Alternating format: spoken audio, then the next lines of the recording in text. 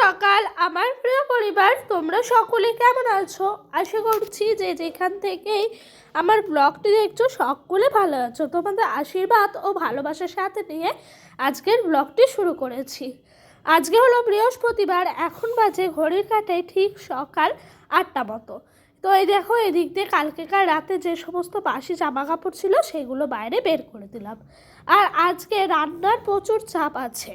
একটা গৃহস্থ বাড়িতে রান্নার চাপ থাকা মানে কাজেরও ভীষণ চাপ।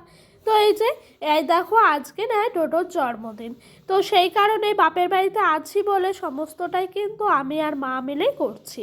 জন্মদিন বলতে ঘটা করে আহামরি কিছু করিনি। বাচ্চা মানুষ তো, জন্মদিন নিয়ে অনেক দিন ধরে ওর অনেক মনের মধ্যে আশা আছে। তবে কি বলো তো, আমাকে হঠাৎ করে একটা কাজের জন্য বাপের বাড়িতে আসতে হলো, আর ছেলে নিয়ে এত তাড়াতাড়ি চলে যাওয়াটাও আমার কাছে সম্ভব নয়। অন্তত একটা সপ্তাহ না হলে বাচ্চাটাকে নিয়ে গেলে ওই ওয়েদারটা ও কিন্তু সঠিকভাবে নিতে পারবে না। তো সেই কারণে আমি কটা দিন রয়ে গেছি। আর আজকে দেখো সকাল থেকেই তোড়জোড় লাগিয়েছি। তোড়জোড় বলতে 5 রকমের ভাজাভুজি করব।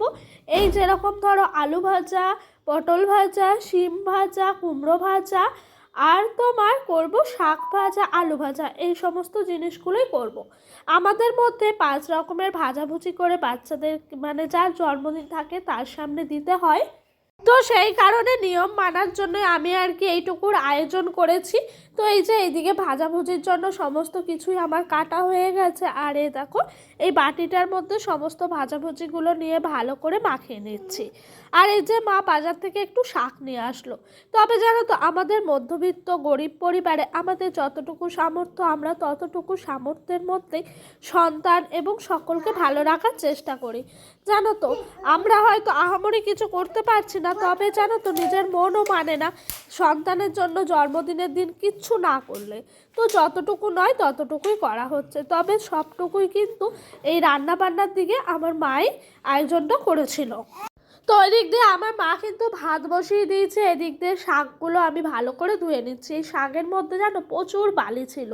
তো সেই কারণে শাকগুলো একটু বেশি ভালো করে বালতির জলে 3-4 বার করে চুবিয়ে চুবিয়ে ধুয়ে নিচ্ছিলাম।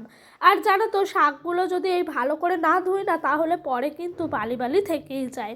আর ডোডো এই দিক দিয়ে তো ভীষণ আনন্দ। ও ছোট মানুষ, ওর কাছে এগুলো মানেই প্রচুর পাওয়া। তবে জানো তো, আমার ছেলের জন্মদিন নিয়ে আবারও বলছি, আমার অনেক আশা ছিল, সেগুলো কিছুই হলো না। সব আশা পূরণ হয় না জানো। তাই বড়রা বলে যে বেশি আশা করতে নেই। তো সেই জন্য আজকে দেখো হাতে নাতে আমি প্রমাণস্বরূপ পেলাম যে বেশি আশা জীবনে করতে নেই। তো যাই হোক, এইদিকে আমি কিন্তু শাকগুলো ভালো করে ধুয়ে দিলাম, তারপরে একটু স্নানটা তাড়াতাড়ি করে করে নিয়ে পুজোটা দিয়ে দিচ্ছি।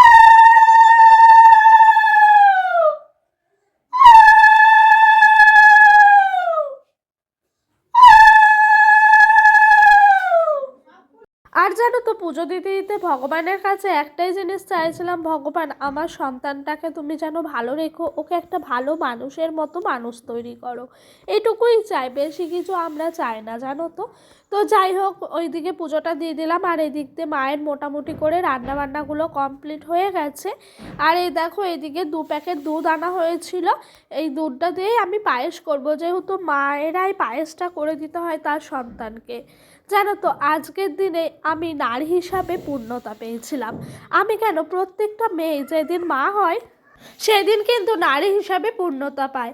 তাই কাকিমাদের সঙ্গে একটু গল্প করছিলাম, যেদিন ডোডো প্রথম হলো, মানে আজ থেকে সেই 3 বছর আগে আমি আমার সন্তানটাকে কোল জুড়ে যখন পেয়েছিলাম, তখন আমার কাছে আনন্দ সুখ বলতে শুধু একটাই ছিল, আমার সন্তান। তাকে ঘিরে এত কটা দিন চালিয়ে দিচ্ছি, চলে যাচ্ছে। জানো তো, যখন জীবনে খারাপ পরিস্থিতি প্রত্যেকটা মানুষেরই আসে, ভালো খারাপ নিয়ে কিন্তু জীবন, খারাপ পরিস্থিতি আসে, তখন কিন্তু এই ছেলেটার মুখের দিকে তাকিয়ে আমি সমস্ত কিছু মেনে নিই। আমি আমার ছেলের জন্য জীবনে সব করতে পারি, সব। আর আমি কেন একা নারী হিসেবে পূর্ণতা পেয়েছিলাম, প্রত্যেকটা মেয়েই যখন সে মা হয় তখন সে কিন্তু নারী হিসাবে পূর্ণতা পায়। জানো তো, মায়েদের কাছে তার সন্তানরা পুরো আগলে রাখার একটা ছায়া গাছ বলতে পারো। দেখবে রাস্তার পাগলিও কিন্তু তার সন্তানকে কখনো ছাড়ে না, নিজের বুকে জড়িয়ে ধরে আষ্টে পিষ্টে রেখে দেয়। তো এই যে কথা বলতে বলতে এদিকে আমি কিন্তু পায়েসের চালটাও দিয়ে দিলাম, দুধটা ভালো করে গরম হয়ে গেছে। তারপরেই আর আজকে ডোডোর বাড়ির থেকে মানে আমার শ্বশুর বাড়ি, আমার শ্বশুর শাশুড়ি বর সবাই মিস করছে। সকলে কিন্তু 3-4 বার করে ভিডিও কল করে বারবার করে ডোডোকে বার্থডে উইশ করিয়েছে। তবে সবাই জানে যে এটা একটা পরিস্থিতির জন্য এরকম হলো। তবে কি বলো তো, এর মাঝে একটা আনন্দও হলো। আমার মায়ের কাছে তো প্রত্যেক বছর থাকতে পারে না, আমার মাই কিন্তু ওকে প্রথম কোলে নিয়েছিল। মায়েরও অনেক আশা অনেক ভালোবাসা আছে ওর ওপর। তো সব প্রত্যেকটা নাতি নাতনির ওপরেই তাদের দিদাদের থাকে।